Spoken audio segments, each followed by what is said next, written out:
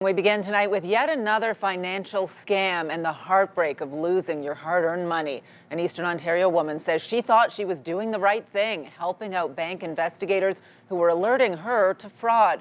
But her bank says she was duped. In total, the Scotiabank customer lost just under $20,000, $19,400 in two consecutive hits in less than 24 hours. CTV's Caitlin Wilson joins us live now with more. Caitlin.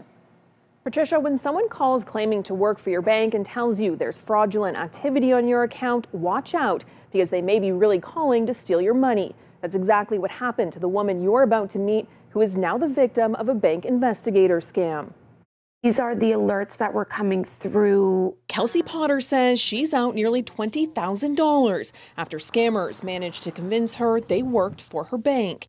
It all started when she received these texts alerting her to suspicious purchases made at Sephora. My phone started ringing and it popped up as Scotiabank. They were calling me to confirm if these purchases were fraudulent or not. She says she was told to reply with an N to stop the charges and log into her Scotiabank app. While he was on the phone, he said, "Okay, can you see those credits hitting back into your account?" And I said, "Yeah, I can see it." He was like, "Okay, thanks for taking the call." Whether it be on their personal device or their laptop, you can download any remote entry software, and that allows the suspects to move funds around. That night, Kelsey says she received another phone call, this time alerting her to problems with her two-factor authentication, convincing her to e-transfer nearly $10,000 into what scammers called a security account. He then instructed me to make the transfers in order to keep those funds safe. The next morning, another $9,600 was missing, and that's when she went to the bank and found out it was a scam. It never crossed my mind that there was a potential of this being anything other than them genuinely trying to protect our accounts.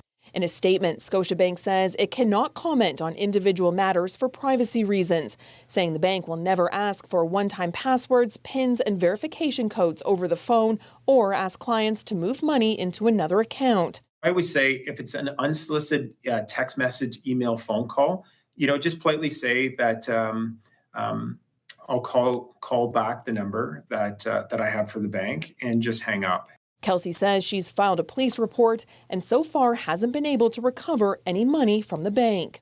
We have mortgage payments coming out that without some type of resolution, we will default on.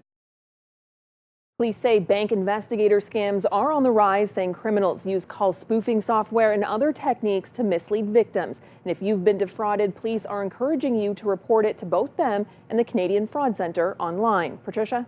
A very, very sad story, Caitlin. Thank you. CTV's Caitlin Wilson live for us tonight. And we have more details on this story and how to avoid falling victim to a bank investigator scam. You can find those stories online, ctvnewsottawa.ca.